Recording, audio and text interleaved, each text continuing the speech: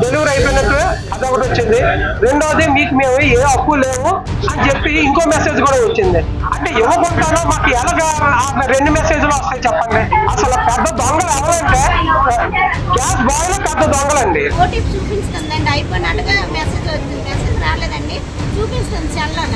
ఏమైనా వస్తే ఇస్తామనే చెప్తాను కానీ ఇవ్వడం లేదండి. విశాఖ గాజువాకలో గ్యాస్ ఏజెన్సీ నిర్లక్ష్యం బట్టబయలైంది. చిన్నగంటాడలోని మణికంఠ గ్యాస్ ఏజెన్సీకి చెందిన గ్యాస్ బాయ్ మోసం వెలుగులోకి వచ్చింది. కస్టమర్ల దగ్గర ఓటీపీలు సేకరించి గ్యాస్ సిలిండర్లు డెలివరీ చేయకుండానే డెలివరీ పూర్తయినట్లు నమోదు చేసిన ఘటన కలకలం రేపుతుంది. వారం రోజుల క్రితమే గ్యాస్ అందించామని చెప్పిన ఏజెన్సీ మాటలు విని వినియోగదారులు షాక్ గురవుతున్నారు. ఇదే సమయంలో గ్యాస్ బాయ్ అప్పారావు సుమారు 30 సిలిండర్లతో పరారైనట్లు సమాచారం. గ్యాస్ ఏజెన్సీ గాజువాక అనేది చిన్నగంటలో ఉంది. మా దగ్గర సంవత్సరం నుంచి పనిచేస్తున్న గ్యాస్ బాయ్ ఒక ఆయన అప్పారావు అని ఆయన కస్టమర్ల దగ్గర సిలిండర్లు ఎంపీ సిలిండర్లు తీసుకొని ఫుల్ గ్యాస్ సిలిండర్లు ఇస్తామని చెప్పి నమ్మించి వాళ్ళ దగ్గర నుంచి తీసుకొచ్చాడు. ఇవ్వలేదు. 15 రోజుల క్రితం మాకు కస్టమర్లు కంప్లైంట్ చేశారు. మేము వాడిని పిలిచి యాక్షన్ చర్య తీసుకుంటే ఒక 5 వరకు సిలిండర్లు రికవరీ అయినాయి. మిగతావి ఇవ్వలేదు. మాకు కూడా ఆయన 9 సిలిండర్లు ఇవ్వాలి. మాకు కూడా కొంత క్యాష్ 13,000 దాకా క్యాష్ ఇవ్వాలి. కస్టమర్ల దగ్గర సిలిండర్లు తీసుకుని ఎంపీ సిలిండర్లు వాళ్ళకి ఇవ్వడం లేదు. ప్రస్తుతం అప్ స్కానింగ్ లో ఉన్నాడు. మేము పోలీసు వాళ్ళకి కంప్లైంట్ ఇచ్చాము. వాళ్ళు చర్యలు తీసుకుంటారని ఆశిస్తున్నాం. 35 నుంచి 25 నుంచి 30 వరకు ఉంటుంది. కస్టమర్లు కంప్లైంట్ ఇస్తే తెలిసింది. తర్వాత మేము యాక్షన్ తీసుకుంటే పిలిపించి అడిగితే 5 వరకు రికవరీ అయినాయండి. ఇచ్చాడు. తర్వాత ఒంట్లో బాగాలేదని ఫోన్ స్విచ్ ఆఫ్ చేసి కనిపించలేదు. స్లిప్ మీద కస్టమర్ సంతకం లేకుండా ఆయన ఎంపీ సిలిండర్లే తీసుకున్నాడండి. వాళ్ళని అడిగి ఎంపీ సిలిండర్లు మాత్రమే వాళ్ళ దగ్గర తీసుకున్నాడు. వాళ్ళు ఇచ్చారు. వాళ్ళ నమ్మకంతో వాళ్ళు ఇచ్చారు.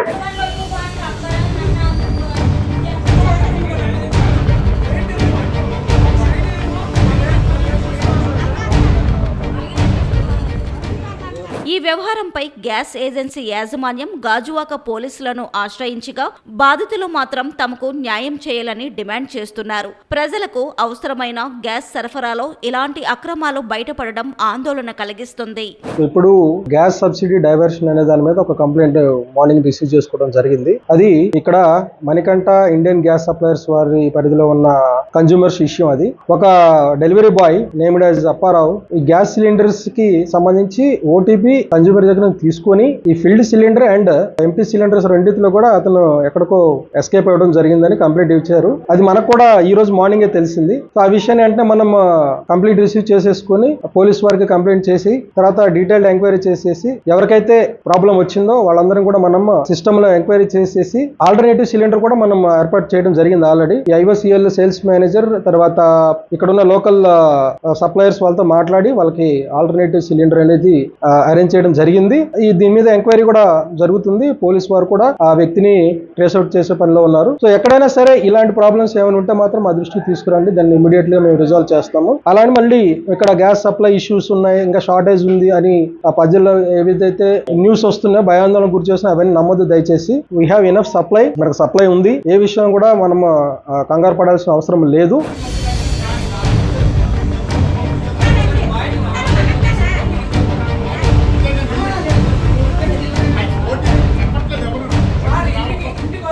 నాకు SMS కూడా వచ్చిందండి. నేను మణికంఠ దగ్గరికి అలా తిరుగుతూనే ఉన్నాను సార్. నేను లేకపోతే నేను డ్యూటీ సెలవు పెట్టుకొని ఈ రోజు నేను ఇక్కడికి వచ్చాను. నిన్నటి వరకు మా చెల్లిని కూడా నేను పంపించాను. మా చెల్లి ఒక 2-3 సార్లు తిరిగితే రేపు రామ్మా ఎల్లుండి రామ్మా అని చెప్పి అంటున్నారు. నిన్న కూడా వచ్చాము. నిన్న కూడా వస్తే నేను మధ్యాహ్నం వస్తే నేను షాప్ మూస్తుంది.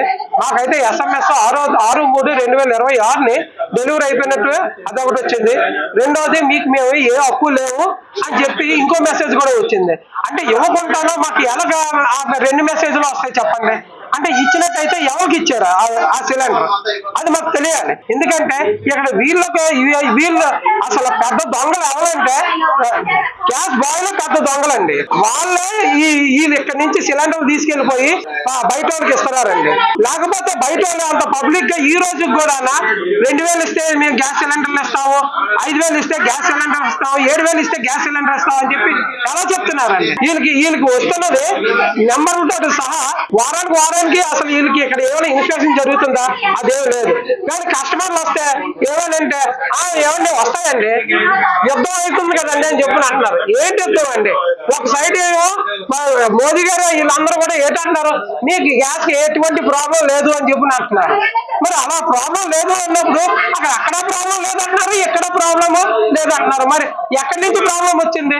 మరి వాళ్ళు పంపిస్తేనే కదా ఇక్కడ మనకు ప్రాబ్లం వచ్చేది. మరి ఇక్కడ ప్రాబ్లం ఎలాగొచ్చింది చెప్పండి? ఇక్కడ ఇంతకు ముందు బాగానే ఉండేది, మరి ఇప్పుడు ఎలాగొచ్చిందండి ఈ ప్రాబ్లం? అంటే ఇంకా ఎన్నాళ్ళు ఎంతమందిని ఎలా తిప్పించుకుంటారు చెప్పండి?